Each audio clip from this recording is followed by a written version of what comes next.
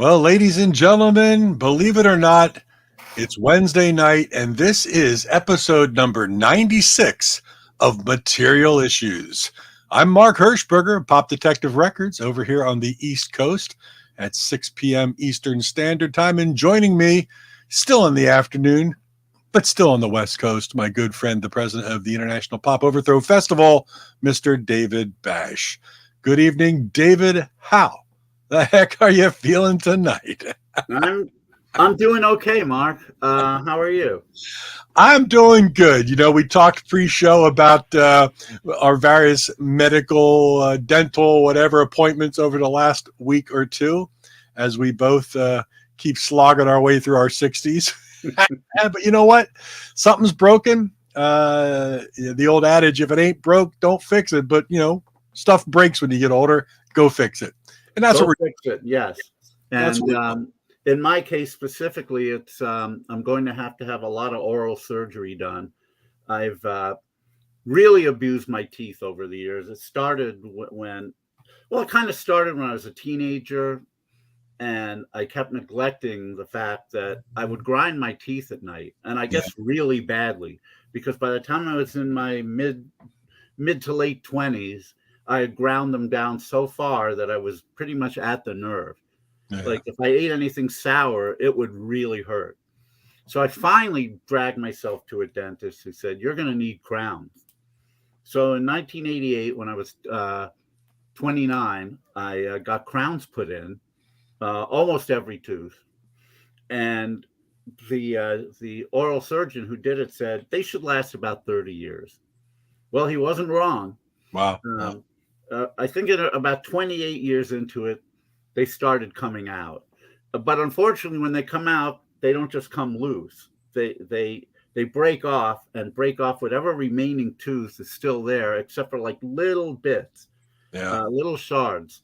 So that's been happening for the last several years. They've been one at a time. They come out, and I have to have the shards removed because it hurts like hell leaving them exposed.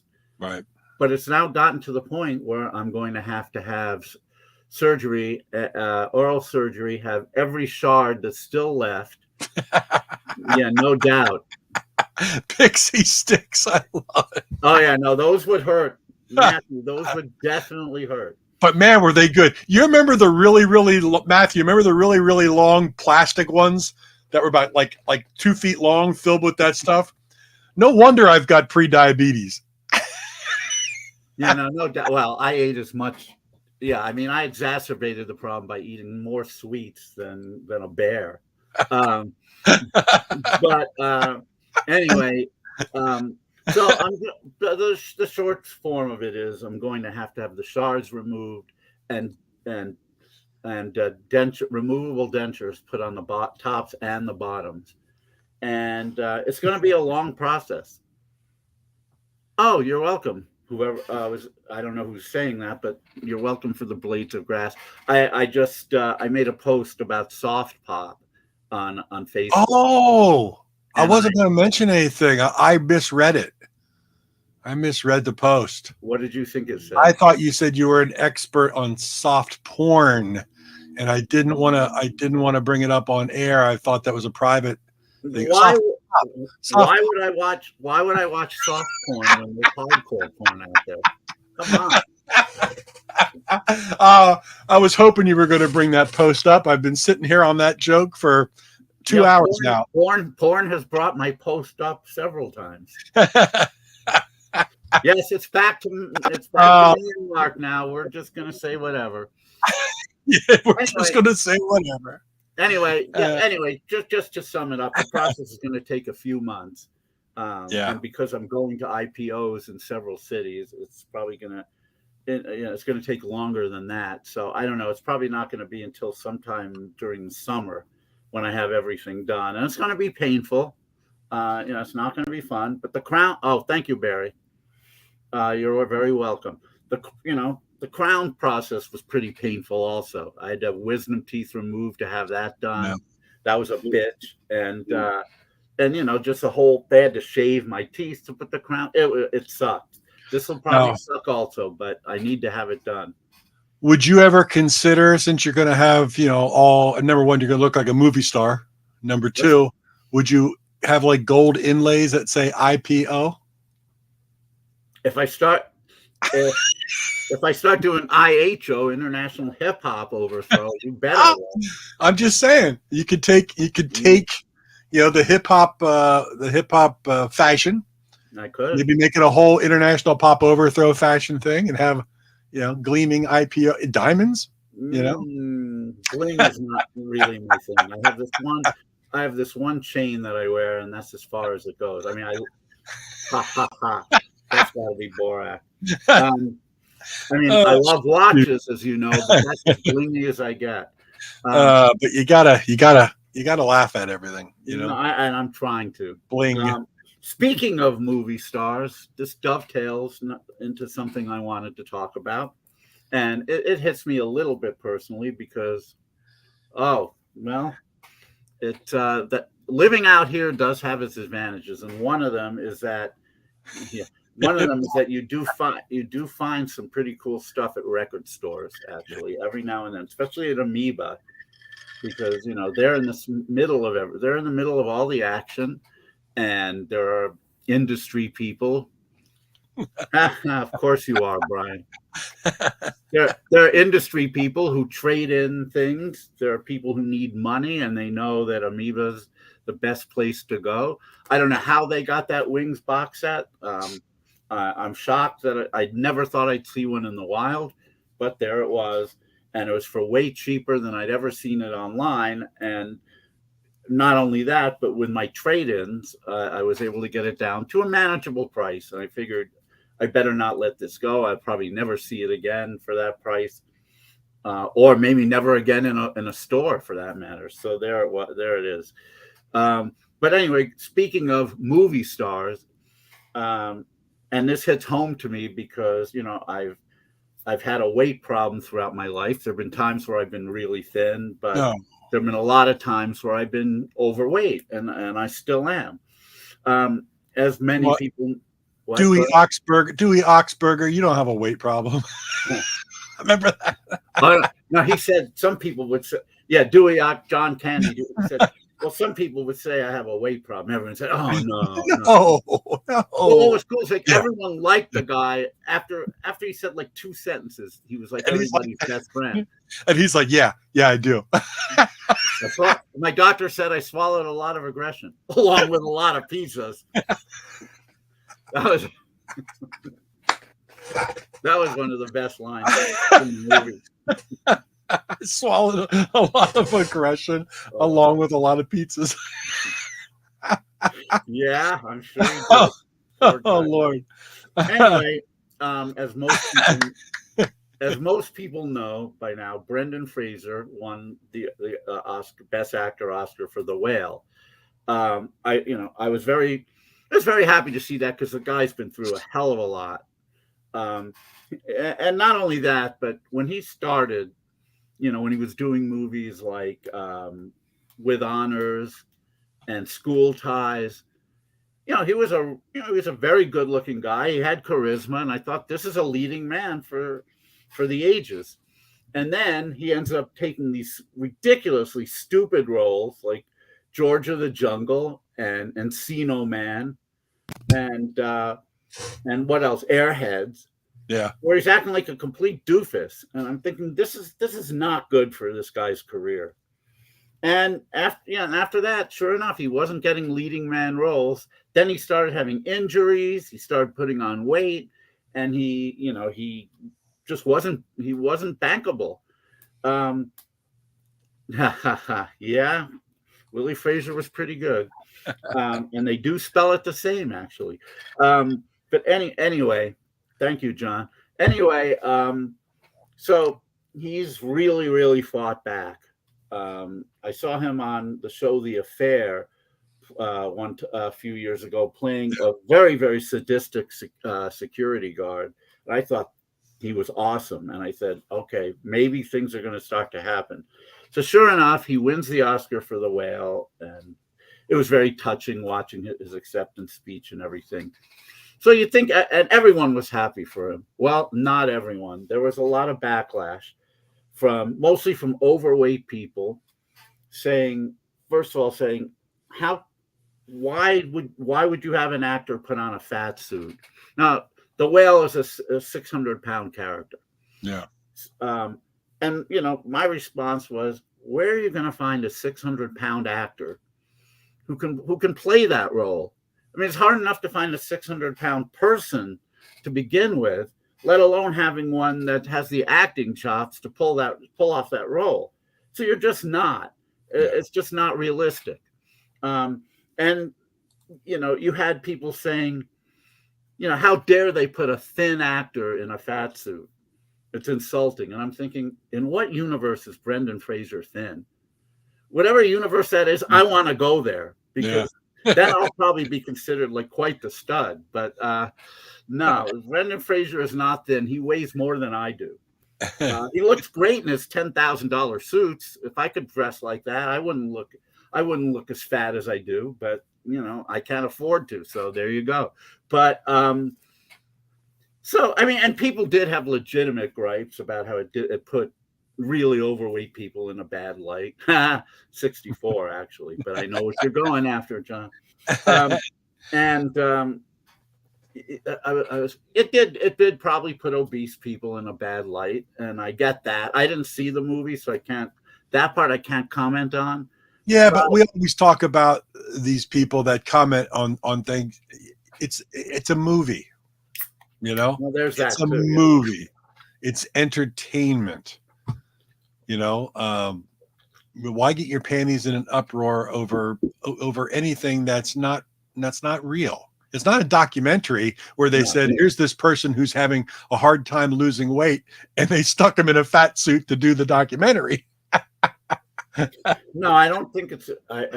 Correct me if I'm wrong, anyone who's listening, but I don't think it's based on any sort of true story. Maybe I'm wrong. If I am, let me know. But I don't know. Anyway, but having said all that, it is true that overweight people in society have been abused mentally, sometimes even physically, over the years. It's not getting all that much better, because it's not a group of people. It's not a group. A lot of people kind of look at overweight people and saying, well, they should be losing weight. It's their fault. Would you ever tell that to an alcoholic? Of course not. I mean, well, you would say you should stop drinking, but you would definitely do it with kid gloves, because you think of it as a really bad problem. Well, you know what? Overeating is a bad problem, and probably a tougher addiction. And yes, it's an addiction, a tougher addiction to kick than cigarettes, than alcohol, than most drugs. It's hard because you got to eat, and this stuff is around. It's not like alcohol, which is only around in certain places. Junk food is around everywhere. You go into any place that sells food, you're going to see it. So it's very difficult to resist. And and the truth is, you don't know the battles that other people are fighting. You don't know what it's like to be an alcoholic or a drug addict or overweight, and you can't lose the weight if you're not in that position to understand what they're going through. And it's really easy for a lot of people to be judgmental on any kind of problem that somebody else has. If they don't have that problem, and they never did, and they don't have anybody close to them that's ever had that problem. So you would think people who've had drug addiction, you would think people who've had drug addictions and alcohol addictions would be a little bit more empathetic. But well, okay. It's all bad. And fortunately, I have a very addictive personality, Matthew. And fortunately, I didn't get involved in cigarettes or drugs. And I don't like alcohol. I just never liked it. And I'm lucky in that respect, too, because I would be even more messed up than I am now. If anything in moderation is okay. But some people... Including moderation, moderation and moderation is... Moderation and moderation in moderation is even better. David swallowed a lot of aggression as a child, along with a lot of pizzas. A few pizzas, yeah. Well, as a child, I was actually thin. I just love that line now. I'm going to be using that all day tomorrow. I know. I was thin until I was about 14, and that's when we, my mom was an okay cook, but R.I.P. Mom, I love you, but you weren't a great cook. And when we around the age of 14, we started going out to eat. So I started to learn the joys of a really well-made hamburger and fries and all that kind of stuff. And that's when I started. A little comment on Matthew Street's YouTube channel. There you go, Matthew. Yeah. Well, that's true. My mom was very, very good comfort food cook. So all of our food was very, rich and gravy and potatoes and meat and potatoes. And then she made the homemade iced tea 365 days a year with a lot of sugar in it. Yeah, so right. I grew up drinking iced tea 24/7 loaded with sugar, which probably wasn't good for, my older age and getting diabetes, that type of a thing. So, it's just, it is what it is. And we're all a product of our generation. We then turned to TV dinners with a lot of sodium and get addicted on salt, everything microwavable. Tostino's pizzas, microwavable, everything that was easy and quick, Yeah, no doubt. These days I eat very healthy meals. My problem is what happens before and after my meals. As much junk as you can possibly. I mean, when I'm not dieting, it's really bad. I wanted to address one more weight thing, and I know back in 2006 I told you about how much this bugged me. I remember I told you how much this bugged me, and you both you and Rena were there, and you both said, like, let it go, David. But I can't. Sometimes it's not even enough to lose weight. You may remember this, and for those of you who don't, there was a commercial for a product named Bowflex, which was a home gym, basically, just a compact home gym. And it was an infomercial, so they were on for about 20 minutes. And they're doing fine. They're extolling the virtues of Bowflex. They're showing how it can make you ripped. And that's all good. Beautiful. Then at the end of the commercial, you see a guy say, it's all well, you can lose weight eating sandwiches, but would you have the guts to go on television without a shirt on? And I wanted to kill the guy. I have never been so angry in my life. Now, I probably context is needed here. This was not long after Jared, the Subway guy, had lost 400 pounds and was on the commercials, again, talking about how Subway saved his life. Now, granted, Jared was an annoying bitch. And not only that, but now he became if it was found out he was a pedophile as well. So I have no sympathy for Jared. But the whole idea of you just lost 400 pounds, but buddy, it's not good enough because, hey, you can't go on. You're not ripped. So Rip Torn. Rip Torn was a good actor. So you're not ripped. So you know what? You might as well have stayed fat because hell, you can't go on TV showing off your body. So you've done nothing. That's the message I got. And it really, really hurt me a lot. It still does, because that's kind of the society we live in, Yeah. Even if you do something amazing, like lose 400 pounds, not enough. Hey, your body's still a little flabby. So, just screw you. You've done nothing. And so, I mean, yeah, trust me, I won't. Not in front of you. I promise you that. You don't deserve my fat or my stomach. You don't deserve it. Well, you know what? Our friends checking in with us tonight, they're actually, we're having fun with them this evening because we posted on the Material Issues site that it's just you and I tonight. So drop by and let's chat. We're getting a lot of people. With some comments. I love it. Yeah. Well, most of the comments are just silly. That's okay. So are we. No, we're very silly. And again, it's not something I obsess over, but every now and then I think about it, and it's like, I remember that conversation. We're in a society where just, no matter what you do, it's just not good enough. Yeah, there you go. No, it's true. I'm not ashamed of my body at all. I mean, I'd like to be in better condition, but I am what I am, and I'm 64, so I know these days a lot of 64-year-old men are fit. When I was growing up, they certainly were not.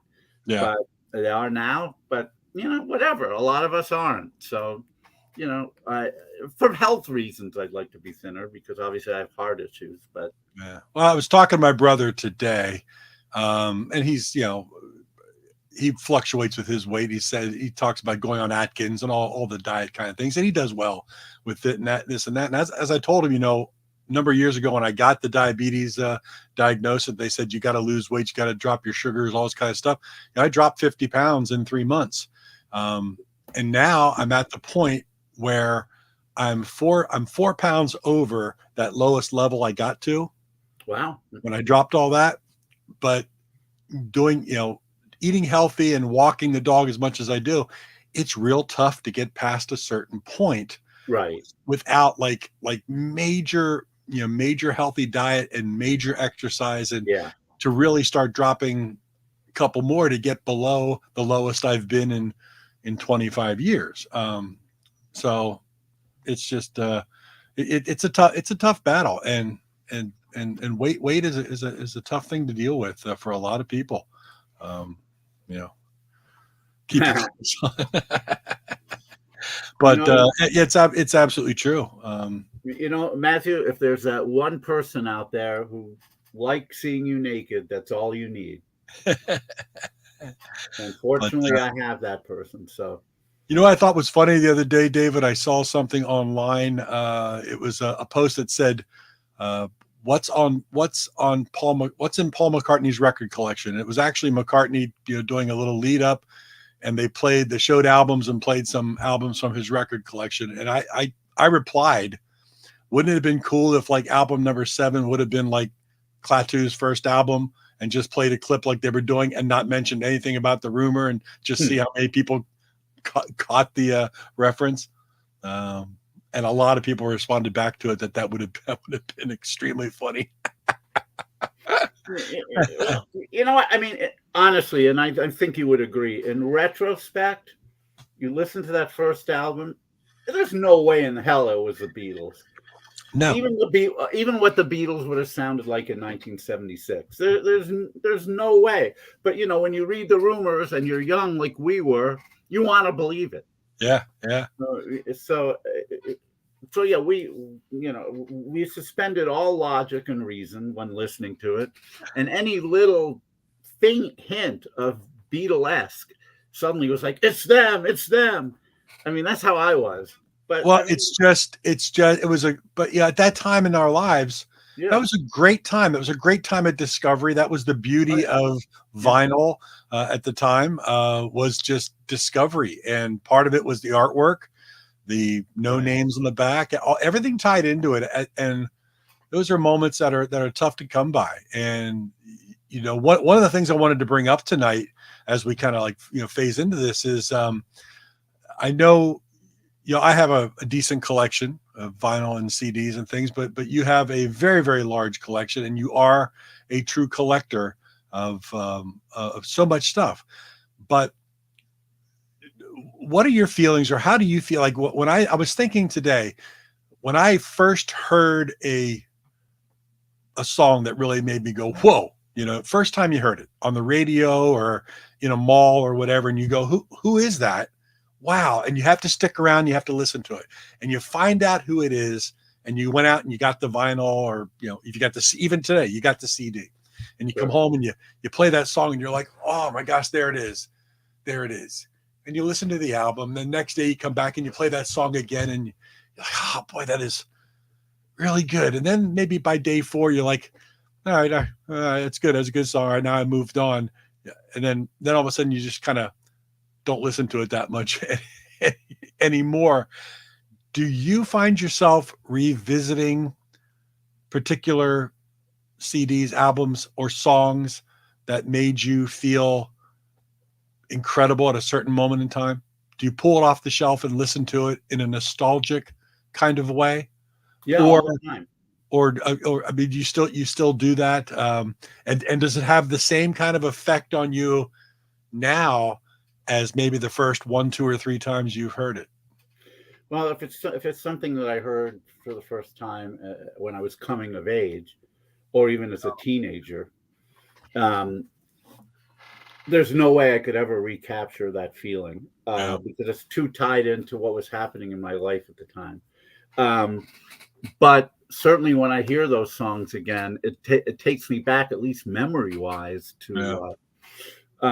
So I do it a lot. Plus, I have a YouTube channel where I put some of my favorite songs. I think I have over 100 songs on it now.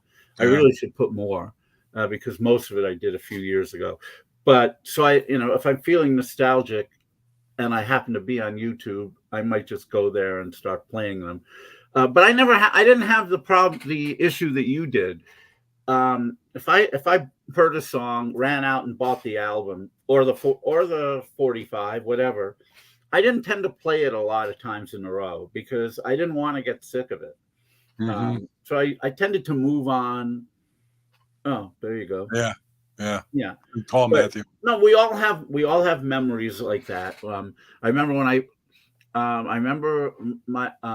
went with my mom when she went to the dentist. I didn't want to hang out in the waiting room, so I'm in the car listening to the radio, and Waterloo by ABBA comes on. I didn't know who it was. When I first heard that, especially compressed on the radio, I was like, I thought I was like on another planet or in another dimension. I could not believe what I was hearing. It was so amazing. Like every damn neuron in my head started firing. All the good ones. And so and I'll never forget that moment. But there are moments like that in everybody's life. Song, let's just take that song for particular. Like if you were to put that song on right now, does that song still send tingles up your spine, or do you go, "Oh, it's Waterloo"? It's most of the time it does. Yeah. See, there are songs for me that still do that. Yeah. But there are songs that used to do that I listen to now, and I'm like, well, I don't know. I mean, the ones that are tied to particular memories, or the ones that evoke thoughts of a girl I had a crush on, or something like that. Those will still definitely give me the tingles, and they'll bring me back to that time. Yeah, and sometimes I need that in my life. And sometimes it could be like real guilty pleasure kind of songs that you wouldn't really. I don't even think like there's a song right now that I can actually smell the perfume of the girl that I was dating, and that was our song. When that song comes on, and I don't even have it in my collection, really anywhere, but when it comes on the radio once in a blue moon, I can smell. She used this shampoo called "Gee, Your Hair Smells Terrific." Oh yeah, right, and it smelled terrific. I was 16, she was 15. And I was just starting to drive, and her mom drove us around a lot. But I was always, whenever I'd just be kind of next to her, that perfume or that shampoo smell was there. And our song was Dan Hill's "Sometimes When We Touch." Right? Oh my God! Right? I'll reserve comment.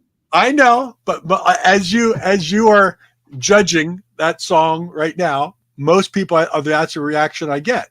But that song for that moment in time with that girl, if I hear that song, I can smell the shampoo. I can close my eyes. And smell memory is very, very powerful. So maybe the most powerful of the sensory memories. And even though the song, and many people call the song hokey or whatnot, but my gosh, it just, to this day, it sends shivers up and down my spine. That's wonderful. That's wonderful. Look, most of the songs on Stump the Bash, the ones from the 70s, a lot of them objectively, if I didn't hear them then and I heard them a few years later, I probably think they were crap. But because they're tied into my life, because they're tied into listening to the radio, because they're tied into that. They're wonderful. So, the memory you have of sometimes when we touch, I mean, it brings back something that's beautiful to you. And so, of course, you're going to love the song for that reason. Yeah. Surprised you don't have it in your collection. I don't have it in my collection anywhere, not even like on a compilation or. There must be a comp. You don't want to have to buy the whole album. I've actually looked for it. I can't find, but there are certain things. Try to help. What's that? I'll try to help. I have a book. Actually, I'll take it out right now. Take the book out. Let's see if this is a really holy cool cow. book. Pat Downey's Music on Compact Disc. This holy cow goes up to 2003, but it's every whatever CD, compilation, regular album, anything, a particular top 40 song is on. As long as it's an American release, it's in here. This guy did. Pat Downey did amazing research. So let's see if there's a dent. Can I ask what that book sold for when you bought it new? It's huge. I didn't buy it new. I found it at CD Trader, my local record store, for $10. Wow. New, it would have been like 50 at least. Yeah. All right. Well, let's see.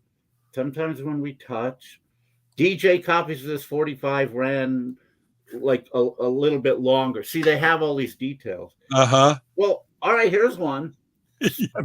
Rhino Super Hits of the 70s, Volume 21. Well, that's what Tim Allen just said. Rhino, have a nice day comp. That's probably a good one. Razor and Tie, the 70s Preservation Society. I'll bet that's a good comp. Let's see what else. Rhino 70s Party Killers Classics. Oh, here you go. Have a Nice Decade, the 70s Pop Culture Box. So, I guess that box takes some of the tracks from the super hits. Okay, I got it. I have the box. Here's one on Flashback, the 70s Sound Volume 3. Oh, this would probably be a good one, actually. One of these next two. Time Life, Singers and Songwriters, 1978 to 79. I'll bet there's some good stuff on there. And then finally, Time Life AM Gold, Mellow Hits of the 70s. So it's all over the place. My whole room right here, I can smell. Gee, your hair smells terrific. I wonder if they still make that shampoo. I'm gonna have to buy like an old one on eBay and open it up and smell it. Oh, I don't think you'd want to open it up if you bought it on eBay. You know what else I miss from those days? Years old. Huh? Something else you talk about sensory that I miss from those days that they don't make anymore. Red Rose used to make a canned iced tea. Okay. Which was my favorite iced tea on the planet. It had the weirdest flavor to it, and I could only find it at a vending machine that was down a back alley in my hometown. Why this machine was in this back alley up against this building that nobody knew was there and carried Red Rose iced tea in a can, which nobody ever saw before. But every single day of my many years, I was there getting a Red Rose iced tea in a can. Loved it, and it's long gone. Well, there are tons of stuff that unfortunately we love. I can't replicate it. So. No, probably not. Oh, that sucks. Hopefully sometime how they bring it back. Speaking of why, one of the reasons it's hard to be on a diet is when you walk into a 7-Eleven and you see something like this, Milky Way cookie dough flavor. Now, why did you buy that? Because I have to try it. And it's probably freaking good. That's why. I had never seen this. It's probably delicious. It probably is. It's the share size, so I can send one of these. No, just in the kitchen. Oh, Lord Almighty, does look good. You want to play? Unless you have something else you wanted to talk about, do you want to play some music, or do you want to move to another topic? Play some music. What do you want to do? Hold on. You want to talk about some new releases and things, or sure. What do you got? Let me just start off real quick because I wanted to bring this up. My good friends sent this to me the other day. But if you haven't picked up or heard, What's the Story, Mr. Morey? That was on one of your best of list of 2022. But this wonderful CD from my friend Bullseye Records. Chief Jamie Vernon, Simon Bedford James, lead singer and songwriter. Boy, this is a really good CD. What's the story, Mr. Moray? Mr. Moray is the band, and I'll tell you what.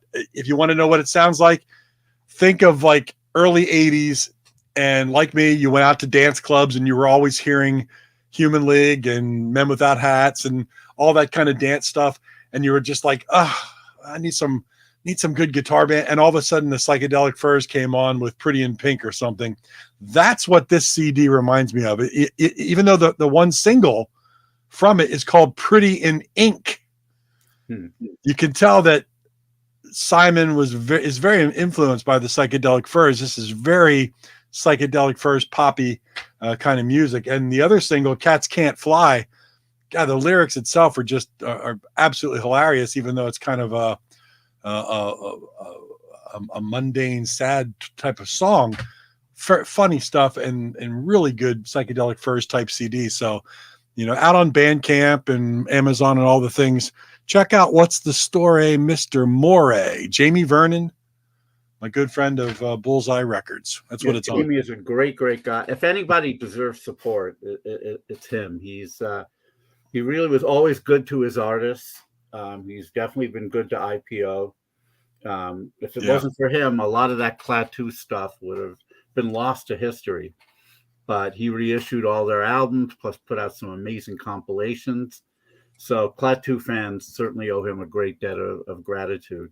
So if you like this CD, by all means, go buy it. He deserves it. And in the liners, he does thank Material Issues Podcast, which is it's our first official International Pop Overthrow Festival. David Bash also thanked in the liners. So Jamie was a guest of ours earlier on Material Issues. And if you haven't seen it, materialissues.com, over on YouTube, even here on Facebook, all the archives, go check out all the archives. They're in descending order. So the more recent episodes are up near the top, and as you go down, the numbers go down as well. So go check it out. That's a great CD. So check it out and support our good buddies in Mr. Moray. So I have a bunch of stuff that I've gotten this year. So most of these will be 2023s. Some of these bands will be playing IPO in Liverpool, maybe in certain other cities. I don't remember. But first one I want to play, and this isn't in order of how much I love them. It's just in order of picking up the CDs off the floor, because I have a pile of them on my floor here. One band, and this is on the Cool Cat label, is the Stay Awakes, a band from Portsmouth, UK, who will be playing IPO for their Liverpool for their second year in a row. They have a new album called Dogs and Cats / Living Together. Here's a track from it. Well, I'm not going to play the whole tracks because we don't have the time. But just give us a taste. Give you a taste, yeah. Give us a taste, love. It's called Little Explorer.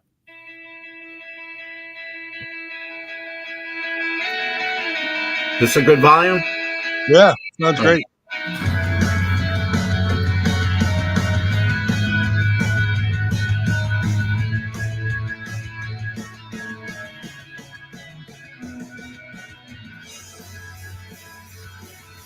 This one has a longer intro than I thought, but okay.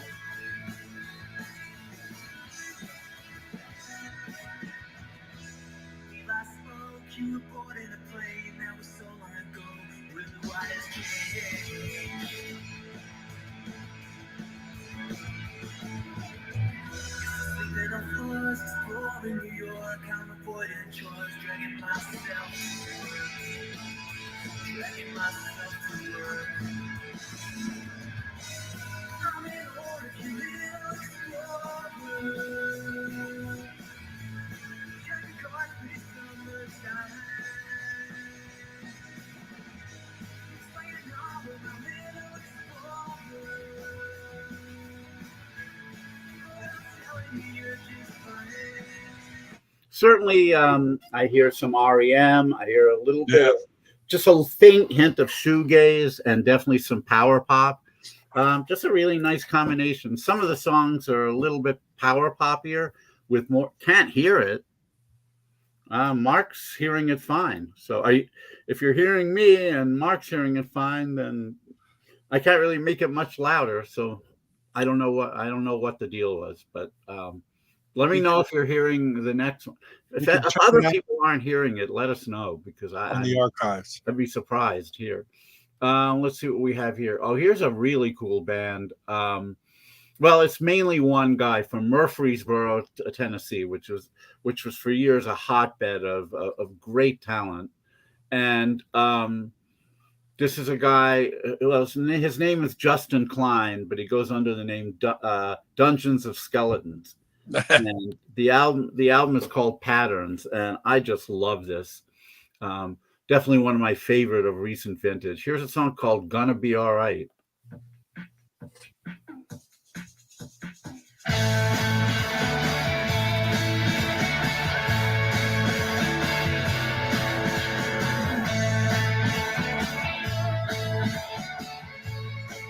Yeah, it faded down to nothing.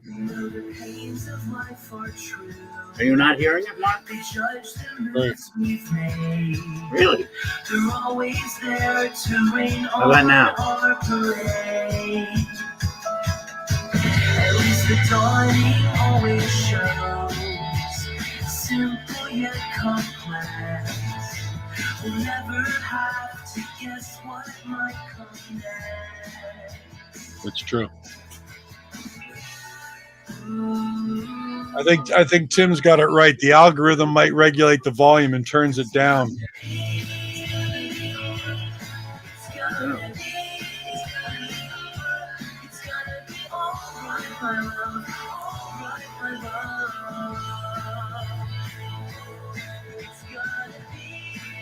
Yeah. Yeah, right now we're barely hearing it. Really? Yeah. All right.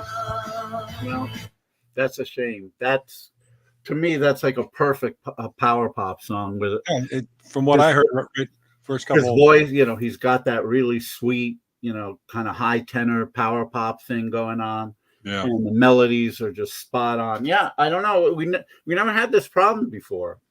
That's what he said.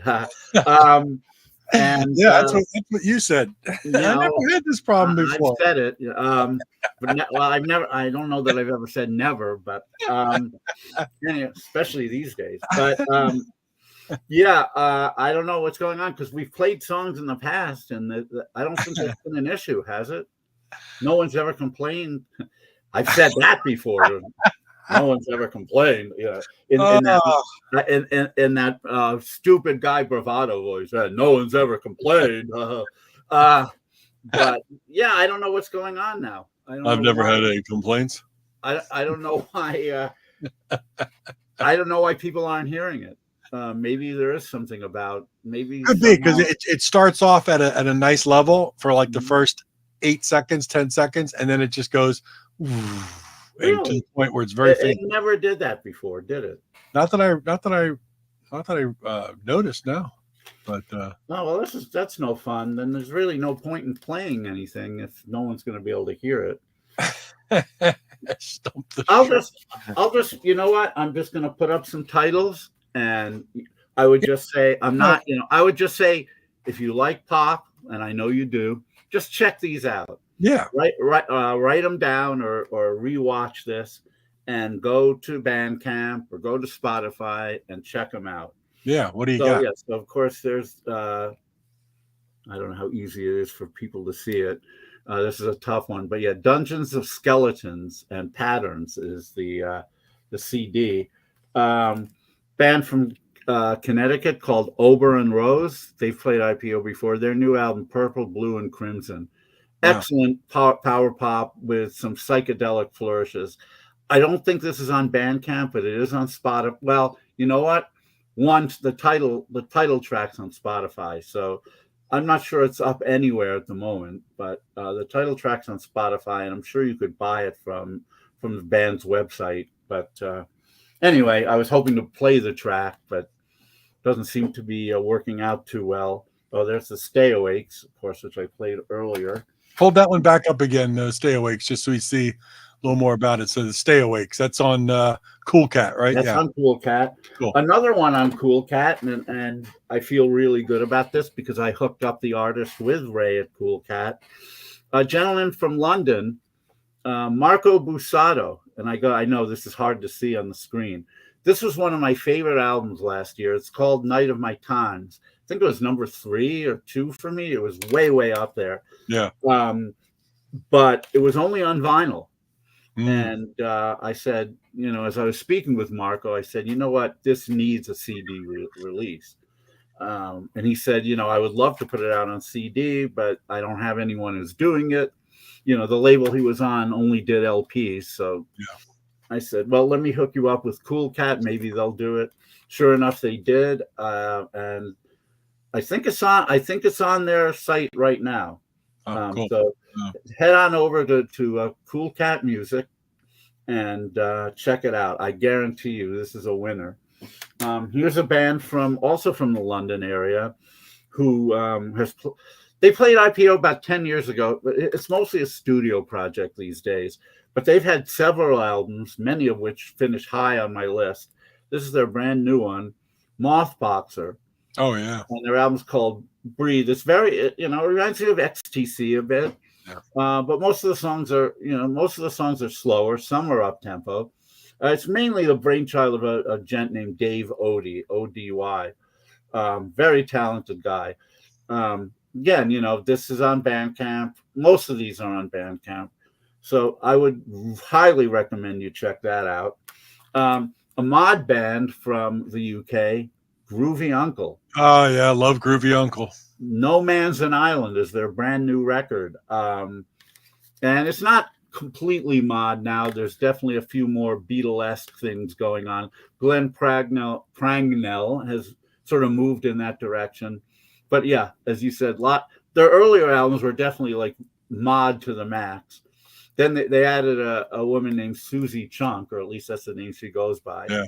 And that kind of gave it a northern soul feel. She definitely had one of those voices.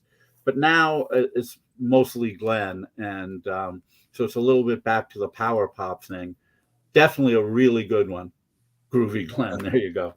But the thing is, a lot of these things you're holding up, you can find them on Bandcamp and go directly through that site, Amazon. But you know what? Our good friend Ray over at Cool Cat Music, besides the things he releases, he also sells a lot of these artists too. No doubt that's where, if Ray is selling it, you should buy it there. I was just suggesting people go to Bandcamp. Oh, sure. Yeah. I was just bringing up the fact that Bandcamp to hear it is great. But you could buy it from Ray. You could buy it. You could buy it from the artist. I think Ray is probably the quicker option. Yeah. It may even be the cheaper option. So I would, definitely, Mark. Yeah, you're right. But I just want people. I don't want people taking my word for it and then coming back saying you were wrong. I'm just saying, go listen to this stuff. It's definitely worth your time to do that. Of course. This one has been getting a lot of press lately. The great Big Stir Records label. I never really know how to pronounce his name. Is it Steve Steckel or Stokel? I should know because he's coming to IPO Liverpool this year, so I better find out. But I think I'd go with Steckel. But his first solo album, German. The Power of And, which I actually find interesting because a lot of songs whose titles begin with "and" I really love. Right. So there is some power in that. Now, of course, if you know the Sponge Tones, you know how they're famous for some of the most authentic Beatlesque sounding tracks. Yeah. They certainly evolved from that sphere as well on many of their albums, and they did other kinds of pop. And this album is, it's all written by Steve, and it's pretty much all over the map.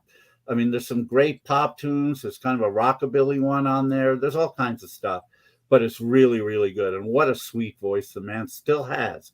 He always had the sweetest voice in the Sponge Tones. I mean, Jamie Hoover may have had the best power pop voice, but Steve Steckel was the McCartney for sure.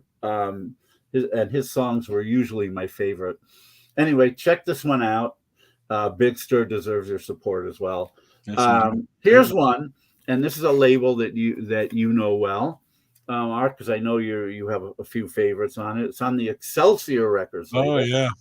They have a gentleman named Jimmy Diamond. Well, I don't think that's the guy's name. I think that's the name of the band, actually. I think his name is Jim Zwingelman, but it's called Jimmy Diamond. The album is called You Radiate. Some power pop, a little bit of 80s, again, college radio sound. Nice. Where's he out of? Do you know? Pardon? Where's he out of? I'm going to guess he's from somewhere in the Netherlands because most of their artists are. Yeah. But I know he recorded the album out here. So, wow. Interesting. I need to get a hold of him, actually. I would love to have him at IPO someday. We've had a few Excelsior artists play. Yeah. Hard to get them because they're on, this is a pretty big label in the Netherlands. But definitely go to I don't know if Ray has this. He probably doesn't. So go to the Excelsior website. And one of the cool things about Excelsior is almost all the releases are on CD and vinyl. So no matter what format you like, you should be able to get it. And there goes Mark. What do you got? I'm just blowing my nose. I didn't want to do it on camera. Oh man, I missed that. Well, Excelsior, love the label. Definitely love the label. Another label that we love is Rumbar Records out of Boston. Yeah. And this is the new album by the Shanghai Lows, a really cool girl group called Aces, Eights, and Heartbreaks. It's really cool girl power pop. I mean, that's it's fun. It's fun stuff. It's well done. It's just a lot of hooks. So if you like power pop with a female lead singer and female background vocals, by all means, check this one out. A band out of Vancouver, good friends of ours, named Star Collector. Oh yeah, have a brand new one: Attack, Sustain, Decay, ellipsis, Repeat. I liked their last album, but I really, really like this one. Vic Wayne is singing better than ever. The production on here is stellar, and just this is power pop in the truest sense of the word. Hello, you all right there, Mark? Gonna sneeze. It's been sorry. I Sinus. know. If you if I can go to the bathroom to the pool. If you see me start going like this, it's only because the sneeze is working its way up and it won't come out. Sorry. Anyway, check this out. I think if you're a power pop fan and in the truest sense of the word, heavy on the power, heavy on the pop, check out Star Collector's new album. That's on Bandcamp. I think Ray has it as well. Yeah, definitely go to Cool Cat and check out to see if they have the stuff I'm talking about. If they don't, Ray carries so much stuff. If they don't, then just go to the website of the band or the label. Yeah. It's all out there. So there's the beauty of as much as we always loved Not Lame and Bruce and the catalogs, all kind of stuff. If you want to go to a place instead of just Amazon or Bandcamp and search and hope you find, Ray's got just tons of the genre that we like to call power pop or soft pop or melodic pop or whatever. That's Cool Cat Music, all with K's. It's a great place to just go and just start clicking on stuff and read the descriptions. Read the descriptions. Ray writes some pretty accurate descriptions, or he uses he uses them from the press release, but he always listens beforehand. So he's not going to just print something without. That's the cool thing about it. Without having without being informed about it. So do check it out. But one of the best thing about Bandcamp and Spotify is that it gives you the opportunity to hear before you buy. Yeah. As it should be. For so many years with record stores, you didn't have an option to hear anything. I mean, out in California, they had listening booths. That was not the common back east. No. Mostly you just had to you had to hear it on the radio or just take a chance on it. And I'd always wondered, you go to bookstores, you can read the book. The books are open, they're not sealed generally. At least you could read a few passages and get the gist and decide whether or not you buy it. Yeah, for sure. But with records, it was never like that. Now we have that opportunity to to listen before we buy. And but yeah, if you can support Cool Cat, by all means, by all means do. They're great. A couple of reissues. Here's one that I think you mentioned also. This Cherry Red box set, What a Groovy Day, the British Sunshine Pop sound, and this is just incredible. Sunshine Pop is exactly what it sounds like it would be. It's very bright and breezy. It's kind of the UK cousin of soft pop. So yeah, a lot of music with a lot of rock without genitals here. But it's there's just some amazing UK bands, some obscure, some a little bit more known, but a lot of ones that I hadn't even heard of. Yeah. And it's 3 discs. I believe it's 87 tracks, and it's wonderful. It really is. I can't overemphasize that. So if you're into late 60s groovy pop, and What a Groovy Day, by the way, is the name of my favorite song by a band called Harmony Grass, which was fronted by this gentleman, Tony Rivers. Yeah. And if John Kirby is still watching, this will certainly hit home with him, because John went out on the road with Tony, and they're still very good friends. Move in a little closer. The complete recordings, 1963 to 1970. By the way, What a Groovy Day was on Grapefruit, a subsidiary of Cherry Red. So is this. So this covers the Harmony Grass album and some of the B-sides and some other tracks that hadn't even been released. It has Tony and the Castaways, his previous band, in the studio. Some of the singles they released, as well as other songs that had been previously unreleased. And then at the BBC with the Castaways, mostly doing covers, which he does very, very well. This is just incredible stuff. Moving a Little Closer, Baby was the one hit that Harmony Grass had in the UK.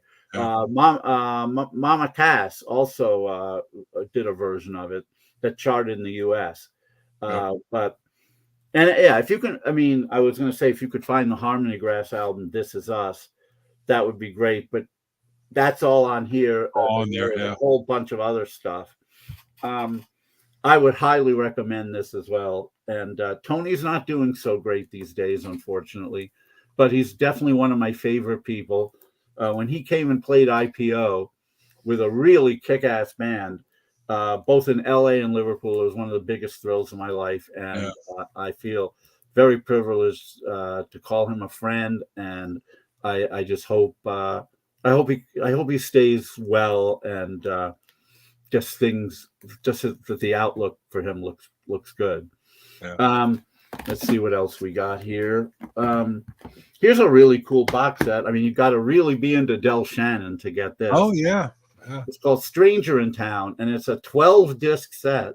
Holy cow! Featuring pretty much all of his albums, some studio sessions, some singles, some rare tracks and demos. Each disc has 2 albums, or has the aforementioned demos. A lot of his stuff is great. People know him for the hits, but he has some kick-ass album tracks throughout his whole career. He's the first person to chart with a Beatles song in the U.S. He did a version of From Me to You before anyone here heard the Beatles version. And he got into some sort of really groovy psychedelic pop on his album Home and Away, which is just incredible. He does some Billy Nichols songs, some songs that he wrote, some songs by other people. Nothing's better than his version of Cut and Come Again, which is a Billy Nichols song. It's not that expensive. It's just your basic box. Even the cover art, the artwork on each CD, it's hard to get them out, but there's whatever. There's nothing to write home about there, but the music is great, and you can definitely find it for under $100.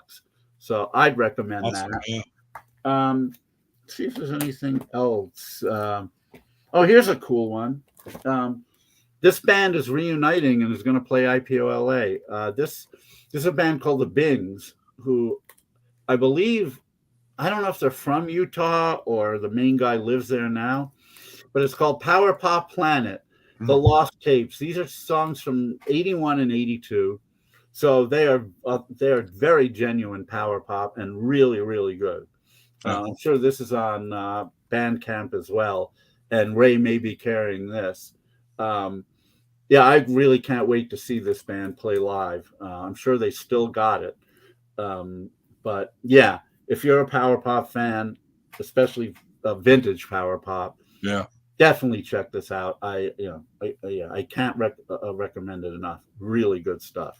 See, look at how much great stuff you just showed everybody. And when people say there's not good music being released today, my God, we just covered in the last 12, 15 minutes so many great releases that I think so. Very few people know exists out there, and it's just really great stuff. And we talked about this a couple episodes ago, but did you get your copy of Fringe Benefit in the mail yet? I did indeed.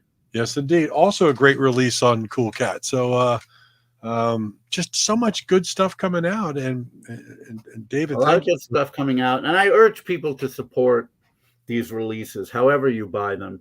Band, like I said, Bandcamp, Spotify, all the streaming services, they're great for listening to stuff. Oh, I'm sorry, Mark. I hope you're all right there. It's just my brain dripping. Oh, okay. Well, there's enough there to drip, so you're okay. Thank you. Whoever said that, I have a feeling I know who, but I think it's Barry. But thank you. Yeah, indeed. Anyway, listen to the stuff on the streaming services, but please buy the releases, whether they be CD or vinyl. Everything I showed you was. I haven't ordered it yet. I'm looking at prices. I actually used to have a connection with somebody at the label, and they actually sent me the Nirvana box, the UK Nirvana with the LPs, and I reviewed it and wrote a great review, which they've seen. But I don't know if that person's not there anymore. But I can't get a hold of them, and I'd love to get a review copy of this. God knows, how expensive it would be to send it from where I guess Madfish is located in the UK. But yeah, it would be tough. Yeah. But yeah, I definitely want to buy the Horselips box. For those who don't know, Horselips was an Irish band. Did a little bit of prog, a little bit of pop, a little bit of sort of traditional folk.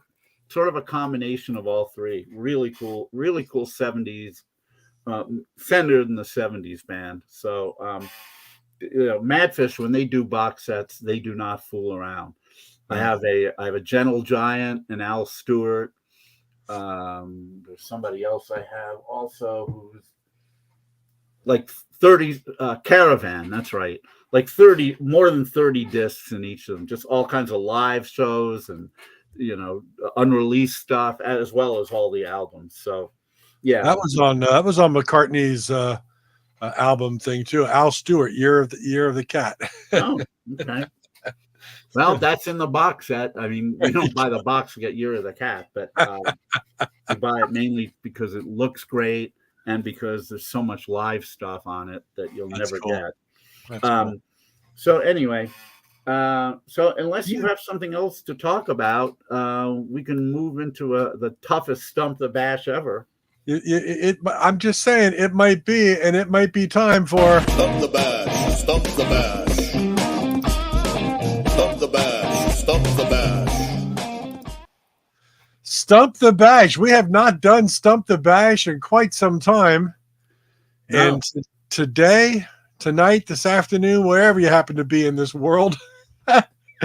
Chart position in honor of your dad's 92nd birthday. Okay. It is chart position number 92.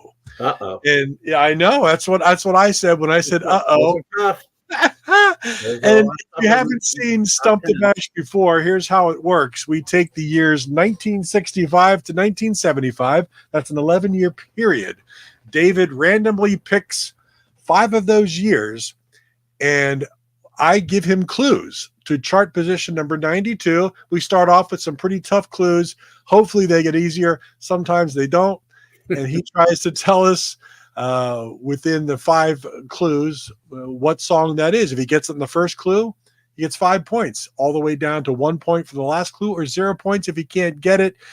And with the 5 songs, he tries to get 15 total points in order to not be stumped. And tonight I've even got some bonus questions. I might need them. Bonus things that kind of help you out, because as I was preparing this, I was like, well, this is going to be an interesting one. So, and I always try to make it fair. I mean, I grew up listening to top 40 radio in the early 70s. So that stuff I know somewhat from memory. The 60s years, not so much. I know them more retrospectively. So those are a little tougher for me. So it's not like I always pick 70 through 75. Unless he misses the first 2 or 3, then he's got to go in his wheelhouse. But I've definitely tried to make sure these are U.S. charting positions. These are not UK charting positions. But I'm not perfect at this, and I do have a sinus infection. So let's have fun. David, what would be your first year for Stump the Bash? Well, since you talked me out of the wheelhouse thing, we'll go with 1968. 1968. Question number 1, chart position number 92. A 1968 song written by the singer and Billie Jean Brown and Suzanne DePass, and performed by the singer.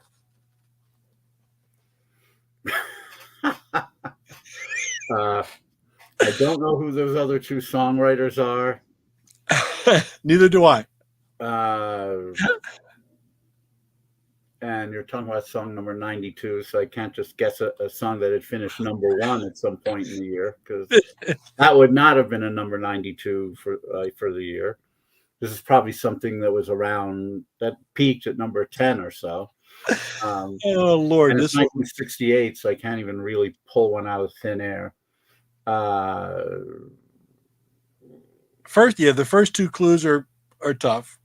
You might get it by clue number 3, but trying to see if I can take a wild stab at something here.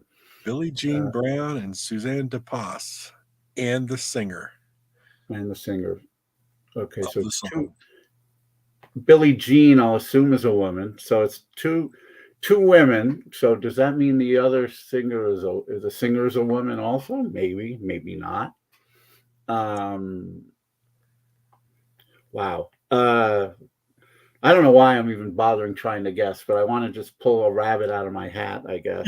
1968, like I said, it's tough. It's not a year that I can just conjure something like I could with a year I remember.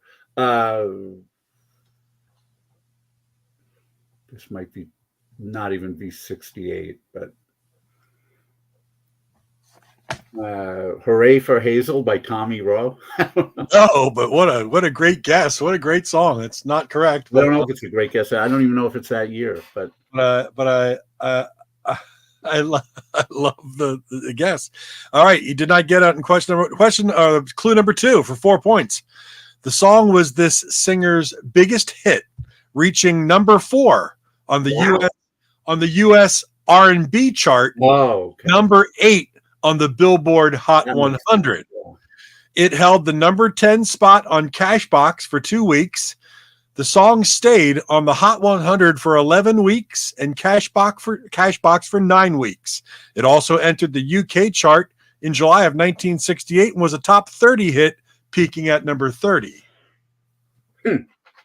Well, so it did get as high as number 8 on the Billboard. But on the Hot 100 for only 11 weeks. That's not a lot. Even back then. Again, I don't know the gender of the singer, so that doesn't help. Now let's see. This is an interesting song. Interesting how? I mean, maybe you can. Well, Justin. No, you'll see if we talk about we get to clue number 5. It's something I just didn't know about this track. I can't really tell you anymore because we're trying to stump the bash here, not help the bash. No, for sure. That's next week's show. Help the bash. Did you? I forgot. Did the clue mention the month that it hit the charts, or nothing like that?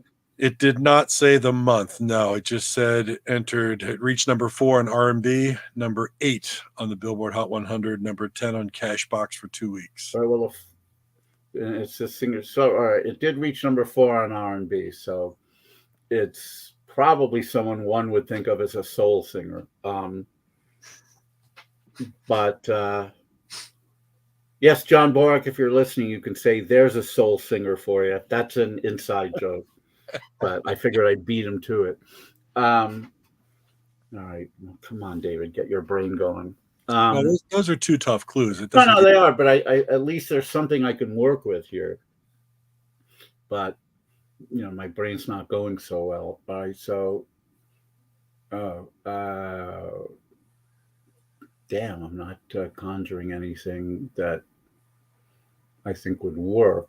So it's, I'm assuming that it's under the artist is the singer's name, right? I mean, or does I'll give you that. Yeah. Yeah. I mean, yeah. I think I could assume that. Yeah. We got guesses coming in. That's John Borak, and that relates to the joke that I just told. Yeah. If you read Ball 4, the book Ball 4, and you know it well, you'll get what I'm talking about. Yeah, I don't think it's Leon McFadden. No. No. And it's not Bobby McFerrin either. No, he might not have been born at this time. Yeah, nothing's coming to mind. I wish it would, but. All right, clue number 3. It was released on the Tamla Motown label. All right. With the B-side, Sing What You Wanna. Oh, did she have any? So who would be? And it's just the one singer. It's not a duo of any kind. Not from. I think it's just the one singer. Yeah. All right. So female singers on Motown in '68. This should be something that comes to me. Well, let me think of the. Well, I don't know if it's a female. That's true. You don't know that. I was going to say. I shouldn't assume that, and I'm having a hard time thinking right now of a female singer on Motown who had a hit in '68. I could be missing something. So let's go with male singers.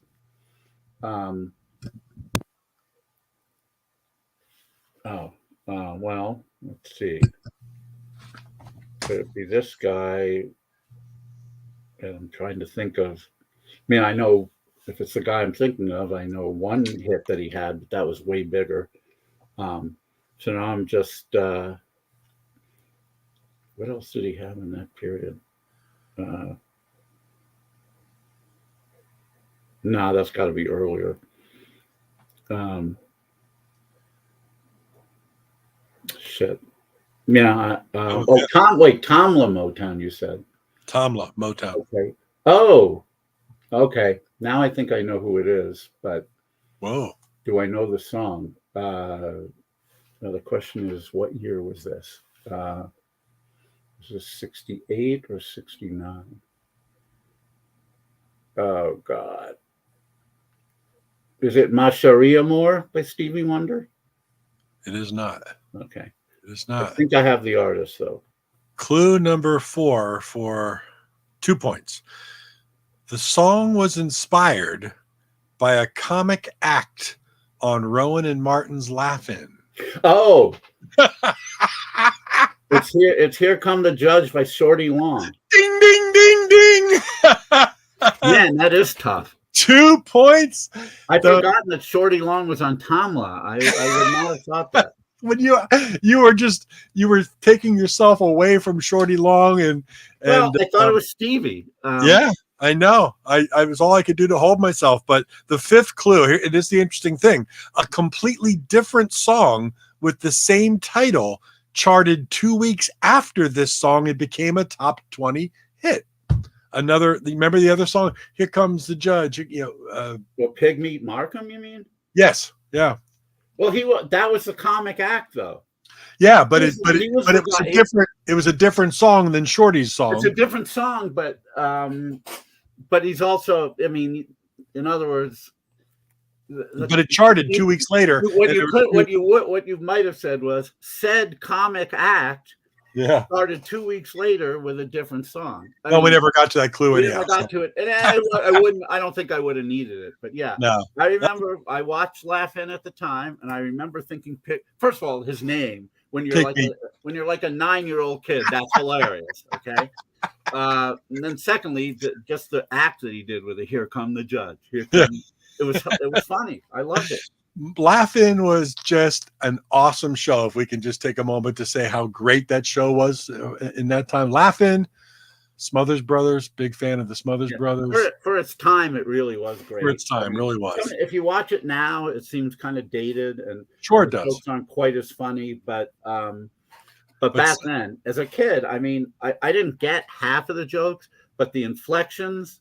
The vocal inflections, just the facial expressions that people made, that kind of just made it funnier. Sock it to me. I don't know if I ever saw that live. Obviously, I've seen it so many times. And how does Goldie Hawn still look as like the same as she did? Some magic. Some people just ate, magic. I mean, I'm sure she's had something done, but she had a really good magic. Yeah, no, she looks awesome. But yeah, sock it to me. That was actually $1 million question on Who Wants to Be a Millionaire.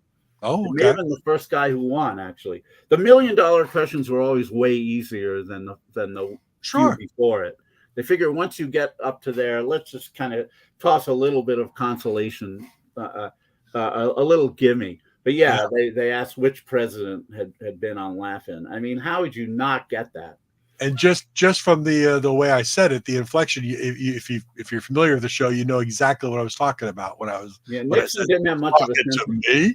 Nixon had no sense of humor. He didn't. Also, he was very conservative. He didn't know the phrase. Yeah, I don't even know if he rehearsed it, so he didn't know what. I don't think he knew what he was doing. Anyway, it's classic. All right, out of the gates, you're at 2 points, so you're a little bit behind. Wow.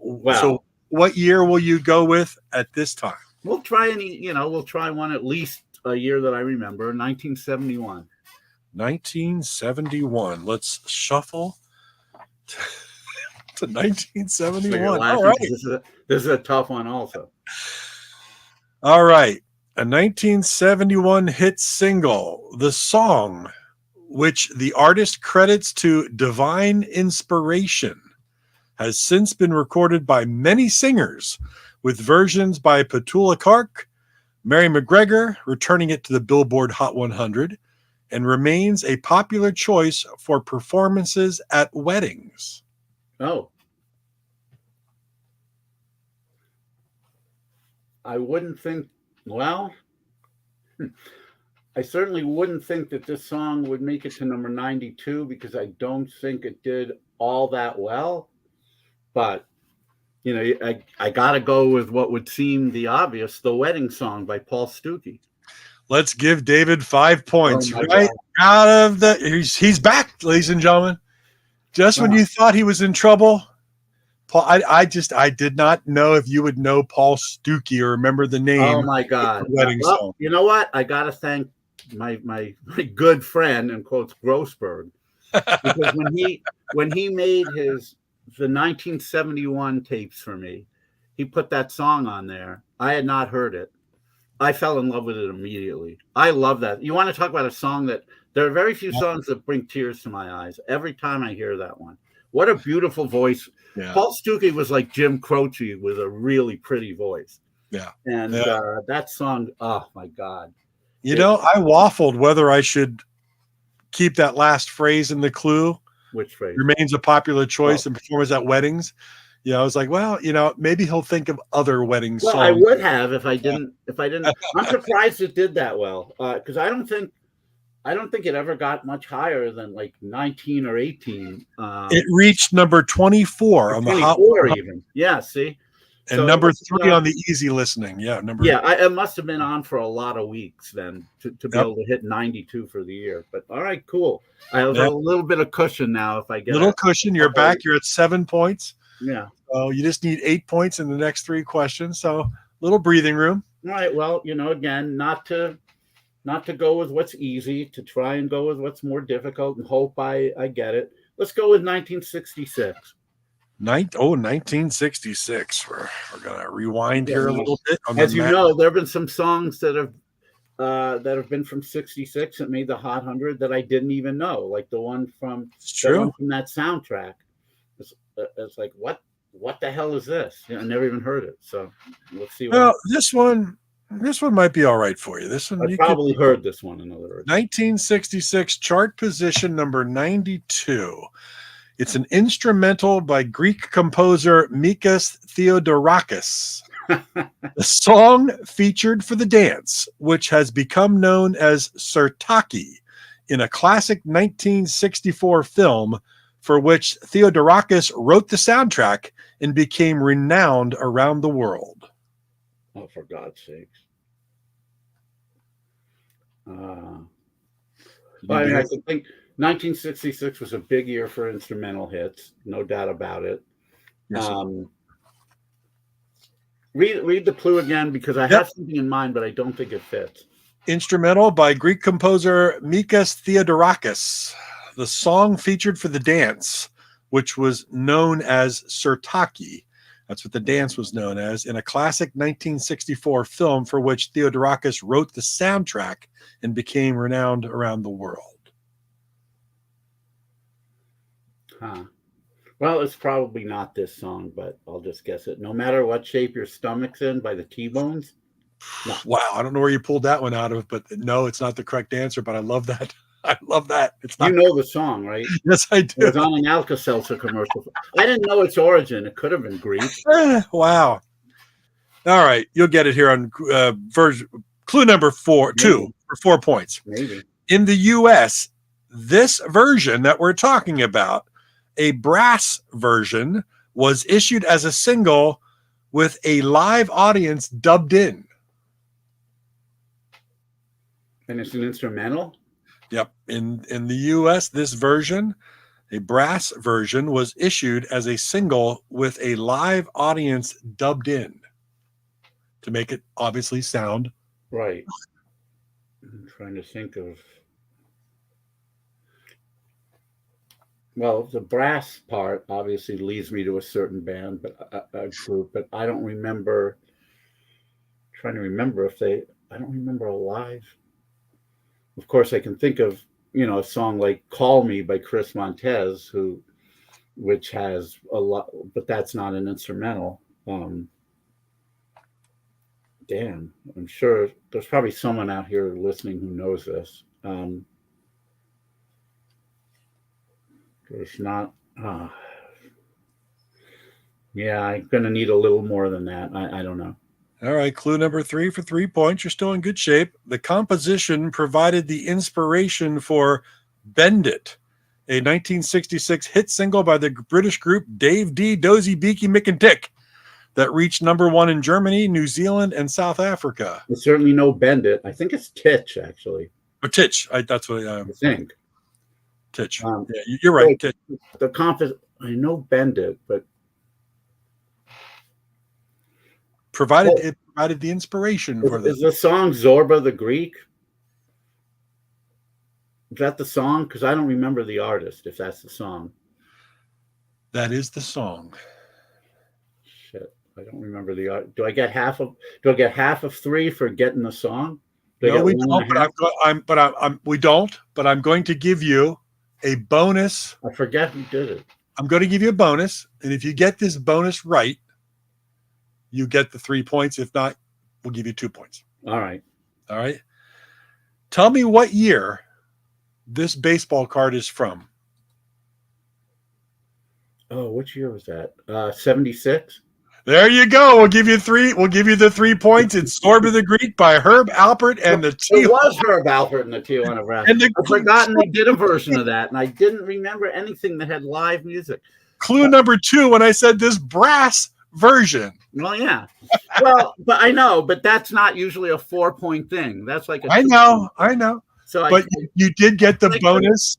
I couldn't top 1976 featuring Rick Rhoden as the bonus. Want that set, by the way, but it's going for huge money now.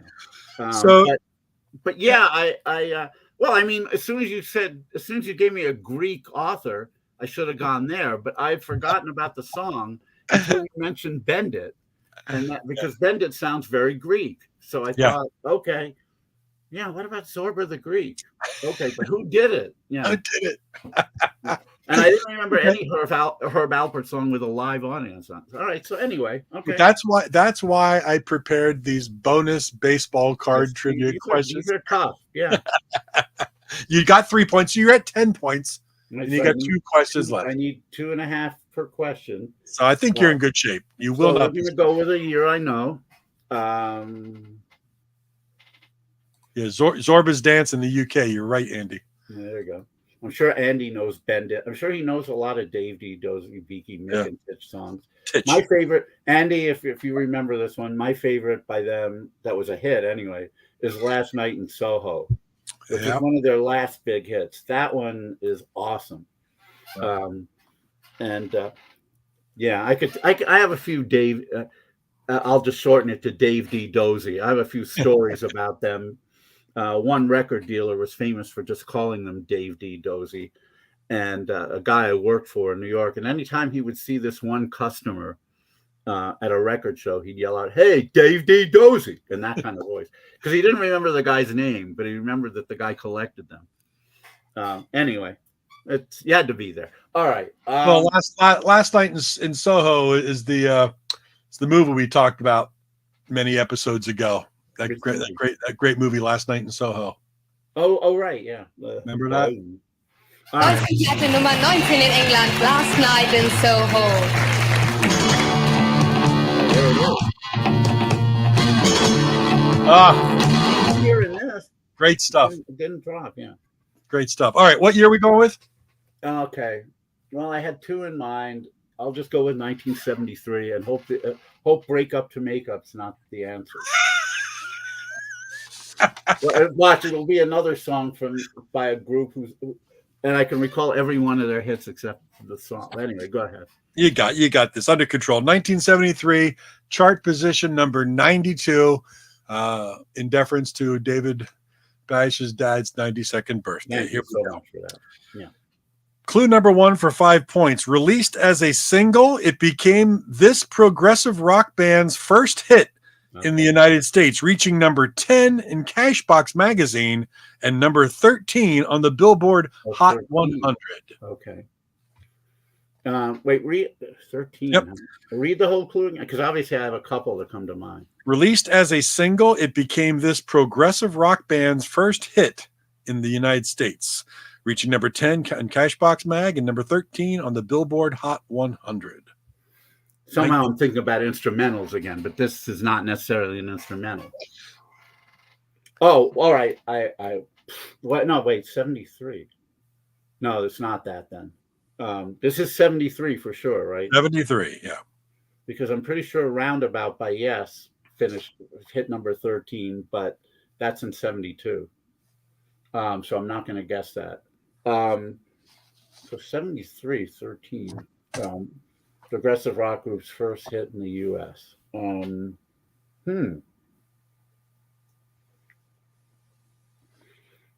Oh shit! Hopefully I think of this group as progressive.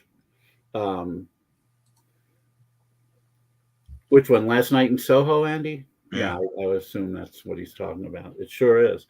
All right, so yeah, that alone should be enough, because number 13 and 73.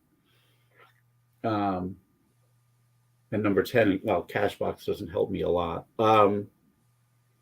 Progressive, I'm trying to think who was progressive. No, it's not ELP. It's not ELO. It's not Queen. It's not Yes. It could be another one I'm thinking of, which is an instrumental, but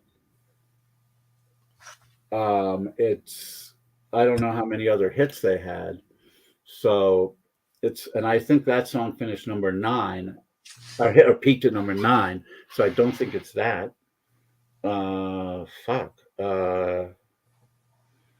Who else who's left? Obviously somebody that I'm not thinking of right now.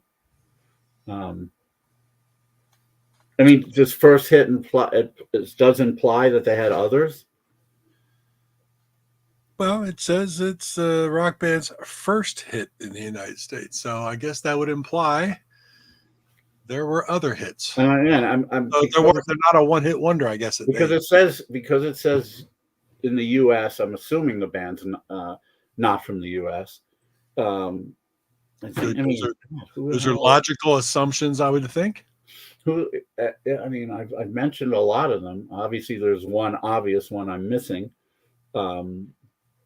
But again, I'm almost certain around about 72, so it can't be that.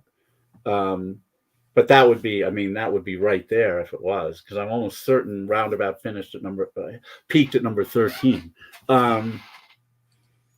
Shh! Don't tell him. Yeah, I'm sure somebody else knows. It's just one of those things where I'm just overlooking one of the groups. So yeah, I don't know right now. All right, second clue you'll probably get on this because you're a label guy. 4 points. Doesn't give you your 15 if you get it here, but gets close.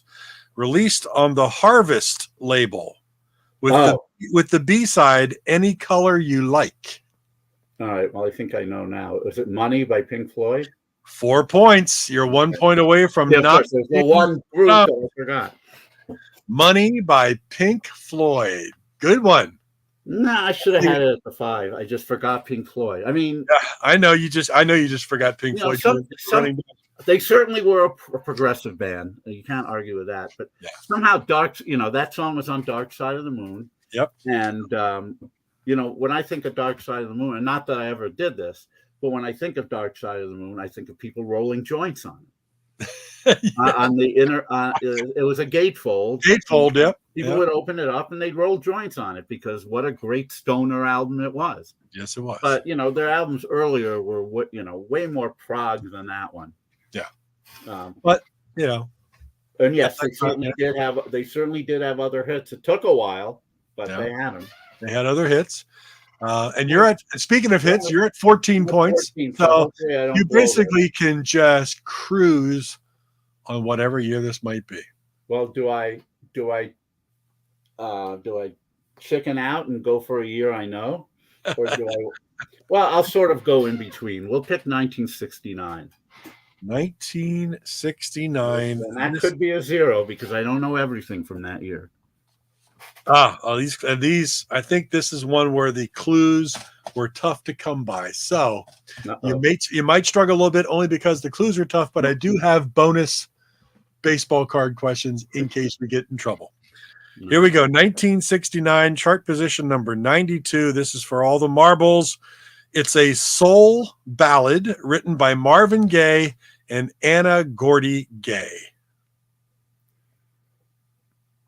Well, Anna Gordy. You got plenty of room here, so yeah. Did Marvin Gaye marry a Gordy? If he did, I didn't realize that. I don't know if this is actually his wife or Anna Gordy Gay. I mean, it sounds like it. I don't know. I mean, she's got to be related somehow. I would think. And I don't know. Does she spell gay Gaye as well? Yeah, same spelling. Yeah, same spelling. Yeah, gotta be. I mean, probably a wife. Possibly a sister-in-law, maybe. But then that would mean that a Gay would be his wife also, just a different one. Could be. I don't know. Unless his brother. Well, no, unless his brother married one. Could be. That could be too. Yeah. All right. So it's a soul ballad. The question is it Marvin's, or did somebody else have a hit with it? I don't know if she would.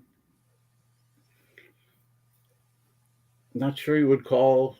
I mean, I'm gonna assume that it's not by him, only because I don't think you would make it a 5-point clue if it was by him. so I'm going to go with somebody else. But the question then is, did this person do other people's songs, or did he only do his own? I'll just guess. Yester Me, Yester You, Yesterday by Stevie Wonder. Ooh, great guess, but no. Not correct. It's okay. It's all right. I don't know if you really even, I mean, I guess I would call that a ballad. It's certainly one of my favorite Stevie Wonder songs. That's a ballad. Yeah. I don't know what the official time signature of a ballad would have to be, but I would say it's a ballad. I certainly don't. All right, for 4 points and still in plenty of room, clue number 2. It was released on the Soul label with the B-side Moment of Truth. No, unfortunately, I don't have the record, but now I have to think of who was on Soul. Well, I can think of one person who was. No, he wasn't. Who the hell was on? Oh, I think the question is, what was the name of their other hit? I think I know who the group is, and they had 2 hits, both of which were ballads, but one's from 1970, and I think it's the one I'm thinking of, unfortunately. What's the other one called? I know it too, but I'm not thinking of it, which means I may never get it either. Because I think I know who the group is, but this has got to be from 70. What's the other song called? I don't know. I think I have the group right. I think maybe I don't even. But like I said, the song I'm thinking of is from 70, I believe. I'll just say it. Baby, I'm For Real by the Originals. Gosh darn it, there's no way to get past David Bash. 4 points. I thought it was from 70. I thought Baby, I'm For Real was from 70. I guess 1969. Baby, I'm For Real by the Originals. You were going down the road there of like this guy, this person, this single. And the next clue would have said by the late 60s, this male vocal quintet had been recording mostly background vocals for Motown artists, most notably backing up Jimmy Ruffin on What Becomes of the Broken Hearted and David Ruffin, My Whole World Ended the Moment You Left Me. 2 fantastic songs. They are, and that wouldn't have helped at all. But labels tend to help me more, although Soul is a tough one. There wasn't much. Motown had lots of subsidiaries. I can't believe you pulled that one out of your wazoo, though. I thought this one might. I thought that was from 70. So the hit from 70, which I didn't hear at the time, is the one I don't remember. I have to look up and see what that one was. But yeah, The Originals pretty much only did ballads. I didn't know they were background singers, and I didn't know they were a quintet. I would have guessed a quartet. But yeah, they were a quintet. That was impressive. You ended up with 18 points. 18 points. All right. Considering this was supposed to be a tough one. And the higher number you have to deal with, the harder the clues are. Well, first of all, right out of the gate, the Shorty Long song was tough. That was a tough song, and that hurt you. Thank God I watched Laughing. I wouldn't have gotten it otherwise. And I was surprised on the wedding song. You got Paul Stuckey. I really was surprised because I love that song so much. It's just one of those things where you happen to love a song that was number 92, and you got it. Well, I've heard it performed at weddings, which is wonderful. So and Zorba the Greek was tough. I mean, I know I remember the song now, but yeah, there's probably very few people who would have gotten it from the Bend It clue. Yes. Yeah. But I always thought that's kind of a Greek sounding song. Oh wait, movie soundtrack. Okay, got it. Now, if I've got two more card clues. If you can name these years, we'll give you 20 points for the night, and it'll be a wonderful night. So tell me what year this card is from. Well, that's I'll bet my life that this card is from 1962. There you go. That was easy one. Well, the earlier ones are easy. It's the ones that I didn't collect that are harder. And how about this one? This is just in deference to your team. That would be 1955 tops. There you go. You've got all 3 bonus questions correct tonight. If I only had those sets, then I could pay for my teas. Well, I'll tell you what, real quickly, a quick story about, these old cards and things like that. I used to collect the T206, 208, 210s, all the cigarette cards, the Hassan triple folders, the Mecca double folders, because in the late 60s and into the early 70s, I would go out to the farmer's market on Saturday with my mom, because she would always do the grocery shopping for meats and chickens and things at the farmer's market. And Renninger's had a giant, they still do, a giant like indoor and outdoor flea market where it's just all stalls and booths of just what you would term a whole lot of antique junk. Yeah. But so many places had a lot of these old cards, particularly cards from the 50s and early 60s and all the cigarette cards.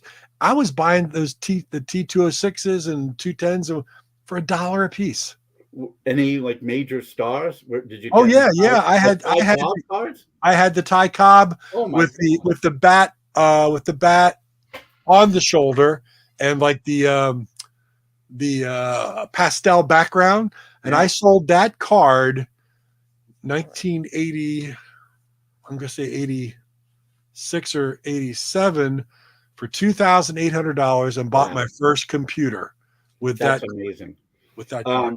And think of what it would go for now. Yep. Was this was before grading, right? So that card was not graded. It was not graded. And that's a big deal now. And buying these cards, I wish I would have had the forethought, because I was just a baseball historian and fan, and the only reason I bought the cards is because I remembered, seeing these players' names in books that I read. Oh yeah, it's like, oh, look at this cool little card. It's got Ty Cobb on it. I didn't know it was a cigarette card. I was like 8 or 9 years old.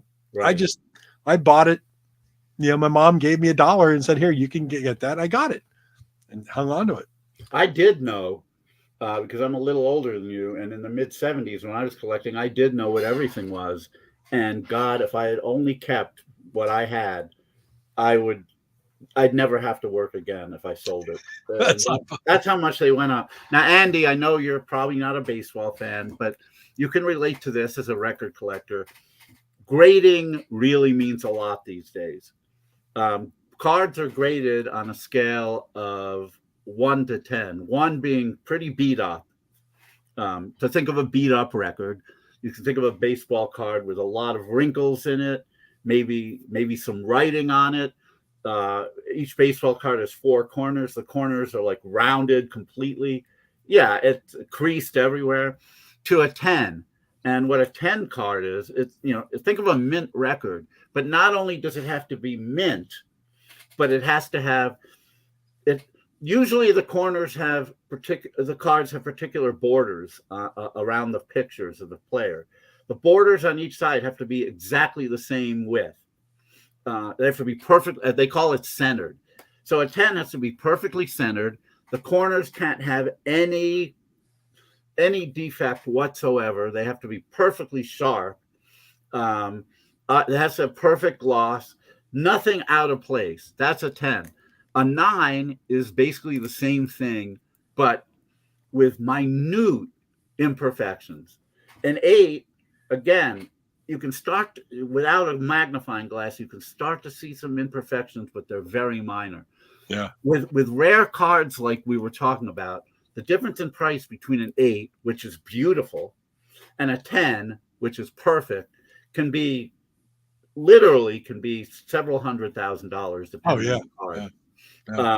Yeah. If you talk about, again, this is a player you might not have heard of, but Mickey Mantle was one of the most famous ball players of the 50s and 60s.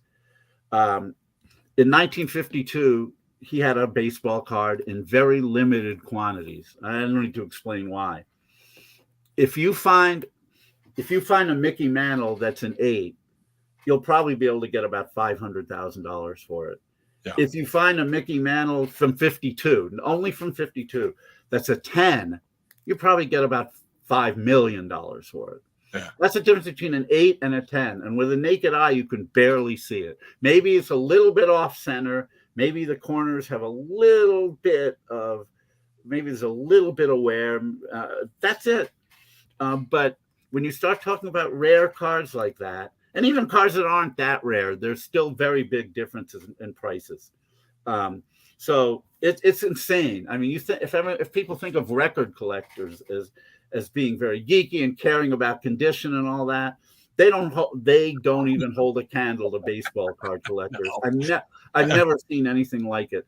And there are places that grade cards that are reputable card graders. The most famous one being called PSA.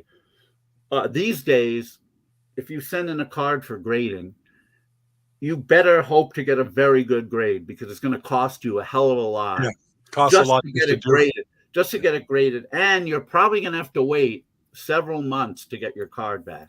And if you have a lot of cards that you want graded, you may be waiting a year. Wow. And so again, if you're going to do this, at this point, you got to have a card that's pretty expensive to make it even worth it. Yeah. Because it costs so much and it takes so long to get. But if a card is graded, collectors feel way more secure in buying it than they would buying what they call a raw card. Even if it looks like a 10, if it's not graded yet, they would rather they'd rather buy a 9 that's graded than a 10 that's not graded. Yeah. Because the grading, it's been certified basically. Of course, in record collecting, you don't have that. Yeah. You have, just whoever's selling it to you decides what the grade is, and you either agree with it or you don't. There's no certification. But that's how nuts baseball card collecting is. And think about this. When you think about it, gotta put this comment up. It's funny. That Rick Rhoden card is worth about 17 cents. That one's probably a 5 or a 6. But yeah, it probably is about 17 cents. When you talk about, I talk about my love of the T206, cigarette. I love those cards. And by the way, you'll never find a 10 in a T206. No, those cards are over 100 years old now. You'll never find anything. You got to think about not only that, but baseball cards of the 40s and then 50s, they came in little packs. Yep. What they call wax packs, where they had it was a pack, and you bought these things and you opened up the pack, and most people back then played with the cards. They shuffled, they played, they put them in, they stuck them in their pocket.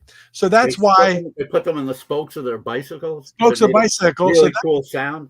That's why it's so hard to find them in Mint. And think of the early 1900s when those little T206 cards came in the cigarette packs that had like 8 cigarettes in, and these cards were stuffed in the back of it. Either cigarette packs or tobacco. Pouches of tobacco. Right.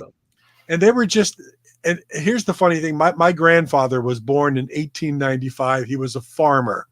He started smoking cigarettes when he was 10 or 11 years old. Babe Ruth, by the way. Yep. 10 or 11 years old. He smoked cigarettes. And I remember before he died in the mid 80s, having a conversation with him saying, Grandpa, because he was a baseball fan.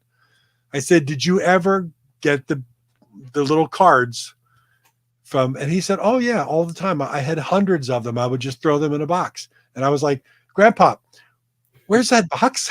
Yeah, right. And he had gotten rid of it many years. He just threw it out. He did. Of course, he didn't know.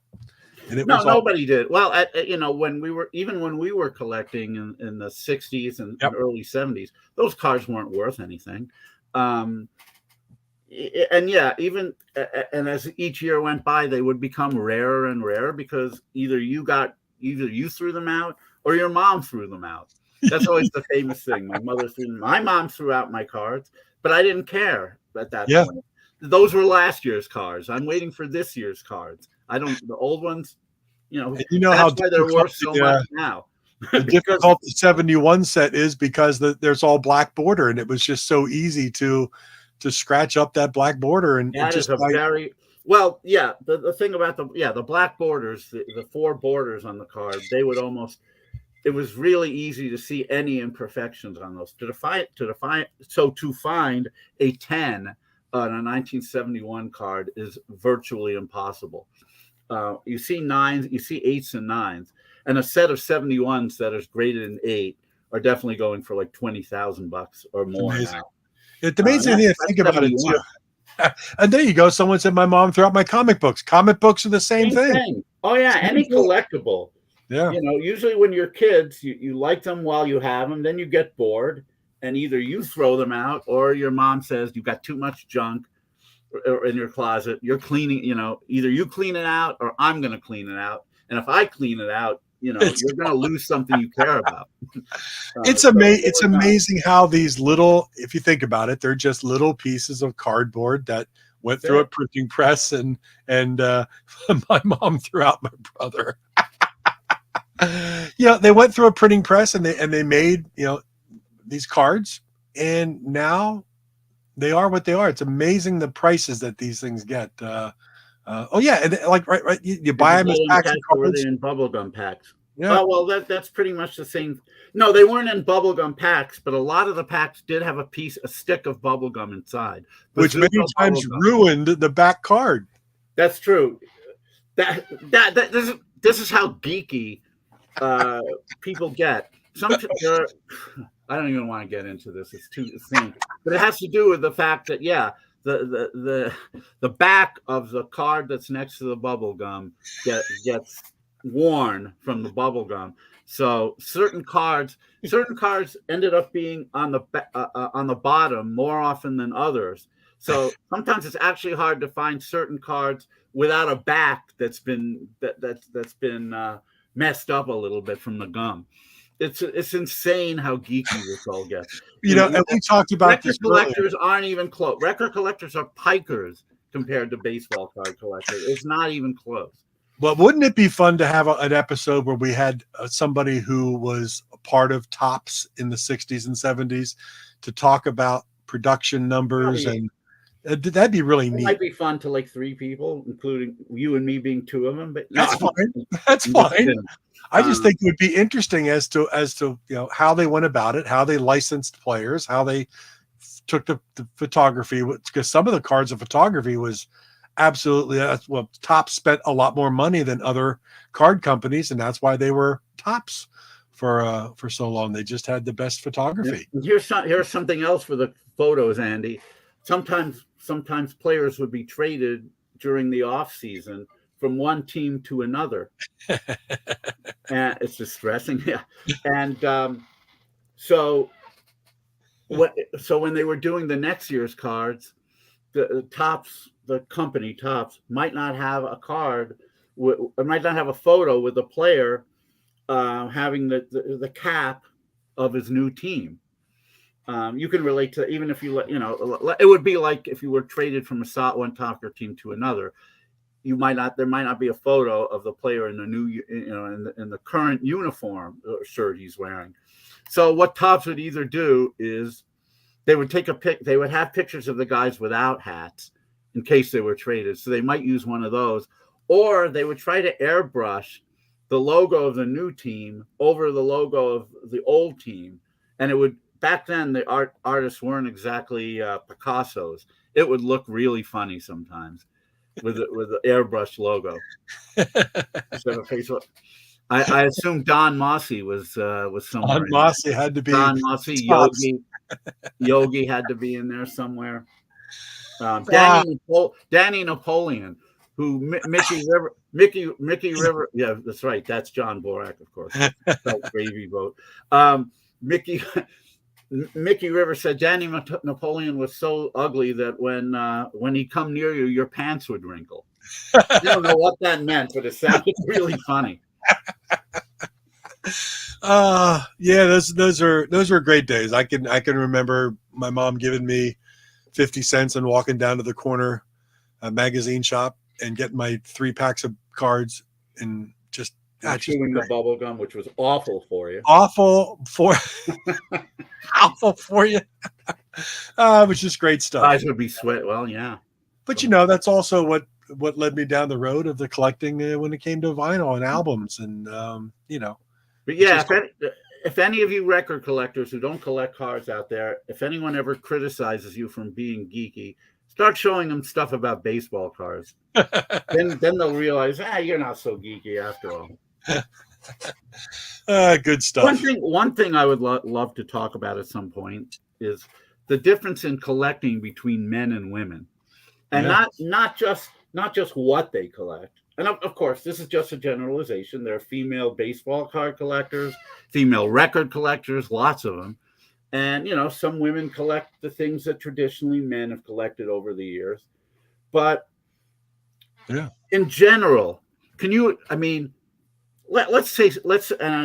these are just generalizations, so please don't call me sexist for this, but women like to collect dolls. I know John Borak's wife is a big doll collector, for example. Okay. Sandy Koufax. Oh man, the Culligan man. Hey, Culligan man. Those commercials. Oh man, yeah. Sandy Koufax rookie card would be worth a lot in almost any grade. But where was I going? So there are female. Can you imagine a whole bunch of women getting together with their doll collections and somebody saying, "You know what? That dress shouldn't have been on that doll. That dress wasn't invented until 1943, and this doll's from 1938." The eyes aren't centered. That's right. The eyes aren't centered. This doll's only a 7. Can you imagine? I don't see women getting particularly geeky about their collectibles the way men do. Now, again, there are exceptions, but it's really the whole geekiness of collecting. That seems to be a much more male-oriented thing. The question is why.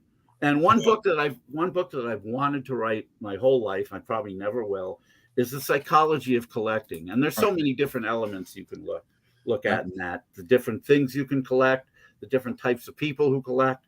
But I would also love to illustrate the differences and similarities between male and female collectors, what they collect, but more than that, what they care about, what they talk about, what they obsess about, the way male collectors, and in every realm. Male sci-fi collectors, the ones who collect figures from different shows like Star Trek, or comic book collectors who also collect figures.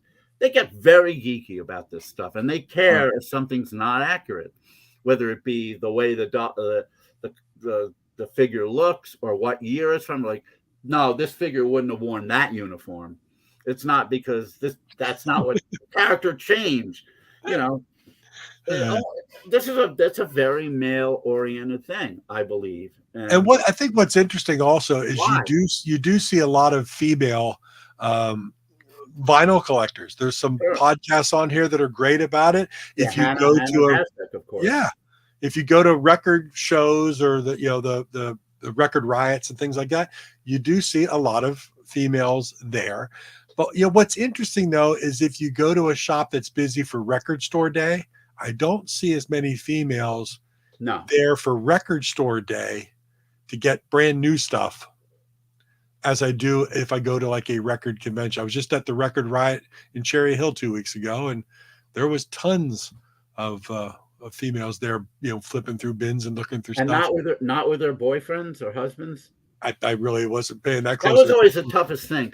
But they were looking. They were the ones looking. They were looking. Yeah. No, there's a lot more of that now. No doubt about it. But I remember, when I was dating, people would say, well, why don't you love going to record stores. Why don't you try meeting women there? They obviously like records, so you've got that in common. And I would say, I would always see women there with their boyfriends, with their husbands. You'd never see them by themselves. There's a little more nowadays. You will see women, but it's too late for me. I'm going to start going to doll shows. Yeah. I think Fonzie was right on the One Happy Days episode when he said, "Go to supermarkets. That's where you'll find single women." Not one girl I knew. Well, that's another thing. There aren't that many female audiophiles. Yeah. And men geek out on their audio systems. Oh my God! You want to talk about and some of those things get really expensive. And talk about vintage gear. Oh my God. That's receivers from 77. I'm looking for a 76 model. But that's why? That's how it is. But that's how it is. Men are so geeky about the most minute details, me included. And why is that so male-oriented? Again, even within what women like to collect, whether it be dolls, jewelry, anything. There's that you don't get that kind of geekiness. Maybe we should start a sub show called The Psychology of Collecting. And we'll just talk about I would love that. I would love, we should be, there's got to be an expert in this out there. Maybe a psychologist who happens to be a collector themselves. Somebody out there has to have some good theories. I mean, I have some that I can't really conjure right now because I haven't thought about it for a while. But I've always had some as to why this is. I mean, part of it is you look at the kind of guys who collect certain things, and the one thing that well, there is that. Never sounded awful when I was growing up because that's all I had. Yeah, that's true. Those songs on transistor radio sounded good enough to me until I started to find out that there were better sources of audio, and then it's like, oh, I have to have that. I'd give anything to go back to being 14 years old in my bed, 10:30 at night on a school night with my mono earplug in my one ear with the radio under transistor underneath the pillow in case my parents came in to tell you to knock it off and go to sleep. There was nothing like that sound in one ear at that time. It was great. Oh yeah, of course you had to. Until Dan Hill's Sometimes When We Touch came out, I had to get a better stereo system so I could weep. Well, you didn't have your parents around, hopefully, when you wanted to sleep with your girlfriend. No. Where's a 16-year-old and a 15-year-old going to go? Their car? They usually don't have money for a hotel room, and even if they did, their parents would wonder, "What are you doing out all night?" Mostly, it was down that alley. It was down that alley behind the Red Rose iced tea machine. There you go. Yeah, you had to. I wasn't dating in high school. I was never. But now there you go. That's another thing. Men would fantasize about female collectors. It's because we never really grow up. Well, we don't. But why? Again, why is that? Why do women grow? I mean, because they have kids, but the male is traditionally the breadwinner, so they have to grow up on that level. I mean, as you know, having kids makes you grow up on some level. I've never had them, so I've been able to be immature all my life. When you have kids, at least part of you has to be responsible. Yeah, it changes everything. And any one of you who have kids would attest to that. Yeah. You can't sometimes you just can't spend money on something you want because the kids need school books or they need to go to the doctor or whatever. They need food. Well, you tend to be, and I'm not saying this in a bad way, but you tend to be or have to be or want to be a whole lot less selfish for yourself. And you tend to then say, I'm everything I do, I'm going to do and give to my kids. Because exactly that's what it's about. Which is why I always thought I wanted kids until I lived for a few months with my brother and his family, and their 3 kids, and I saw what was necessary: the attention, the money, the everything to raise those kids. And I said, I'm way too self-centered for that. I can't do it. And you recognize that in yourself. Thankfully, I did. I'm not saying it's a bad thing. I would never say it's a bad thing. Right. It's just it is an actual thing. And my collecting, everything that I would buy, all that kind of stuff took a hiatus for a lot of years. It had to because it and then of course when my daughters got into music, particularly my oldest daughter Hannah with vinyl, then it was like, yay, we're back. Well, yeah, you certainly were fortunate in that area. And of course, most people who have kids, even though they had to do without the things they collect, they wouldn't trade their kids for all the collectibles in the world. And I mean, there are pluses and minuses. I mean, there may be one day when if God willing, I live that long, when I'm 80, and I look. I wish I had some kids who would help take care of me, or who I could impart some of my wisdom to, or whatever. There's probably going to be a time where I regret my decision, but I mean, it's going to be a while because I couldn't have done IPO if I had kids, for example. Well, there's a lot of things you could not. There's some, But I mean, there are a million things we can talk about. Oh, sure. And you know what? We've already been talking. Here's one of these episodes where it's like, well, it's just going to be you and I. We'll try to get through an hour. We'll figure some things out. Here we are 2 hours later. Oh, and there's no doubt. Yeah, we probably should wrap it up because we're holding people up. Well, I guess they can leave on their own free will. But, once they log in, they can't leave until we shut off. Well, what do we got coming up here? We have it's a little light, but it's always until Deborah Lyle and that's April 12th. That's going to be show number 99. Deborah Ayal of Romeo Void will be with us. Never Say Never. A Girl in Trouble is a temporary thing. It's going to be a great interview. So April 12th with our 99th episode. And then, our 100th episode on the 19th.